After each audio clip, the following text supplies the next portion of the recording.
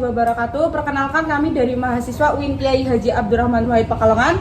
Di sini kita akan mewawancarai mengenai toko mesin jahit yang berada dalam Desa Ambuwetan, Kecamatan Ulu Jami, Kabupaten Pemalang. Saya Nisa Novi Ananda dan teman saya Najwa Labibah. Saya Muhammad Sandi Alfian. Berhubung di dalam kelompok kami ada yang nama Mas Adrian atau pemilik usaha toko mesin jahit di Ulu Jami ini. Tapi kita langsung perkenalan aja ya teman-teman. Sini Mas. Halo, perkenalkan nama saya Muhammad Zeldi Adriansa dengan NIM 10224 Jadi berhubung Mas Adrian sudah di sini, kita ingin mewawancarai mengenai toko mesin jahit. Kita ingin kayak menginformasi atau mengetahui, mengedukasi mengenai merek, mungkin fungsi-fungsi jahitnya dan profil-profil mengenai tokonya Masnya ini.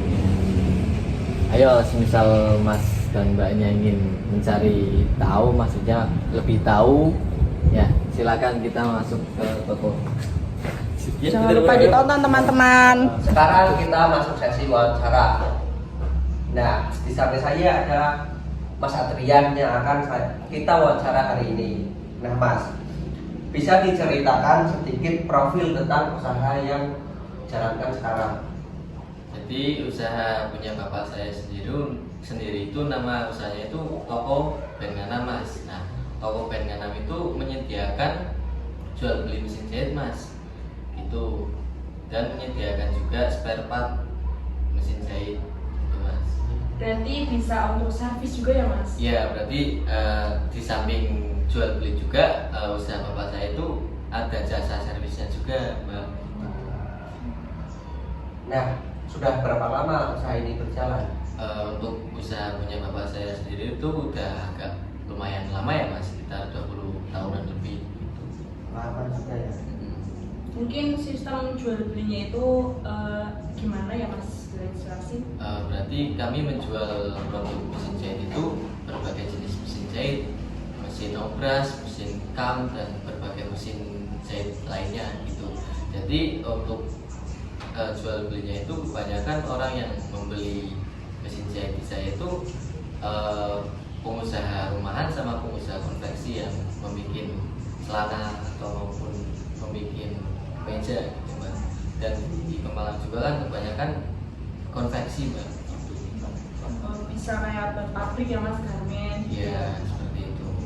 Jadi kadang dari saya sendiri juga kadang kan membeli mesin jahitnya juga kadang lewat garmen itu, dan kalau garmen itu biasanya ada konsekuensinya. Kalau misal 3 tahun harus ganti mesin jahitnya lah. Di situ saya sama bapak saya itu memborong mesin jahit itu Mbak. Tapi pernah nggak sih Mas dapat kayak kritik dari pelanggan, terus kayak kritiknya itu bisa dikembangkan lagi buat yang lebih bagus lagi? Kalau untuk usaha ya pasti ada kritik kayak gitu ya Mbak. Apalagi kalau misal masalah garansi atau apa gitu ya Mbak, banyak tetap ada gitu Mbak. Jadi di usaha bapak saya itu ada garansinya Mbak. Jadi kalau semisal Mas Sandi ingin membeli mesin jahit saya lah, itu nanti ada garansi 3 bulan Mbak Mas itu. Jadi enggak garansi 3 bulan itu kalau semisal sewaktu-waktu tiba-tiba mesinnya macet atau semisal mati atau gimana itu dapat klaim garansi itu. Terus ya Mas, toko ini kan sudah punya nama usaha sendiri, yaitu namanya Ben Ngana. Apakah nama itu sudah ditetapkan sebagai merek? Untuk saat ini belum didaftarkan ya Mbak. Jadi kami memang sudah menggunakan nama Ben Ngana itu sebagai identitas usaha gitu Mbak. Jadi emang kebanyakan orang pada udah tahu usaha nama toko Ben Ngana itu. Mungkin dijelasin ya Mas, alasannya itu apa, kenapa kok belum didaftarkan sampai sekarang? Padahal kan nama toko Ben Ngana itu kan sudah dikenal banyak pelanggan ya Mas. Jadi salah satu penyebabnya itu karena saya sendiri sama bapak saya sendiri itu masih fokus untuk menjalankan dan mengembangkan usahanya. Jadi selain itu juga dulu kan saya nggak tahu ya, belum tahu apa sih itu hak merek, hak paten atau hak kekayaan intelektual. Jadi memang belum paham tentang hak merek gitu Mbak. Masih belajar ya Mas? Iya, masih belajar. Mas Adrian sendiri penting nggak sih mendaftarkan merek usaha pelaku UMKM tersebut? Karena menurut saya itu mendaftarkan merek tersebut itu kan sangat penting kepada pelaku usaha UMKM tersebut, karena banyak usaha-usaha lain bisa meniru merek punyanya Mas sendiri. Ya, menurut saya juga itu sangat penting itu Mbak, karena kalau misal merek kita sudah didaftarkan, usaha kita tuh punya perlindungan hukum yang lebih jelas gitu Mbak. Tapi apakah pernah terpikir untuk mendaftarkan merek usaha ini kan sudah terkenal ya Mas? Kalau misal itu ya insya Allah ya ada kepikiran untuk membuat kayak gitu Mbak, membuat hak merek gitu Mbak. Apakah boleh dari kami untuk membantu mendaftarkan mereknya? Yaitu alhamdulillah kalau misal Mbaknya ingin membantu juga, tapi nanti kalau untuk lebih lanjutnya nanti saya ngobrolin sama bapak saya sendiri untuk kelanjutannya itu gimana. Nanti bisa langsung dihubungi ya Mas? Iya. Punya nomornya kan ya? Tuh. Nah Mas, kan kita sini kan penasaran sih apa yang ada dalam produk yang Mas jual itu. Berarti pengen lihat fisiknya Nah, gitu ya. kita pengen lihat tuh, boleh apa enggak? Ya nggak apa-apa, boleh Mas. Saya mau lihat kok. Oh ayo, Ya. sekarang. Katanya mau lihat, tak liatin yang lebih tahu ya.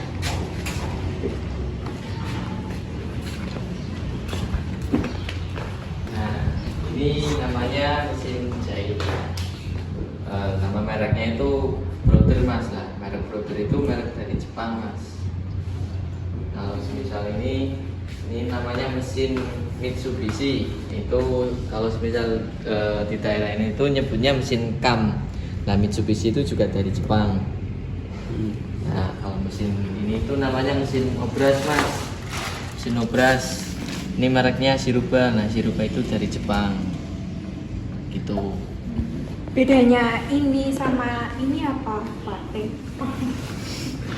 Bedanya itu kalau misal mesin jahit ini tuh untuk menjahit yang ringan-ringan ya Mbak. Jadi kalau misal mesin jahit ini buat membuat di bagian ini, terus kalau misal mesin jahit ini untuk di bagian kerah, untuk mesin obras ini di bagian pundak gitu Mbak. Jadi satu mesin jahit itu enggak semuanya dilakukan bisa dilakukan fungsinya itu enggak semuanya sama gitu Mbak.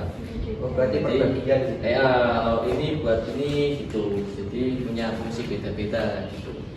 Boleh coba dinyalain nggak, Pak? Boleh, nggak apa-apa, biar lebih tahu ya. Iya. Ini kayak mau menjahit ini Mbak.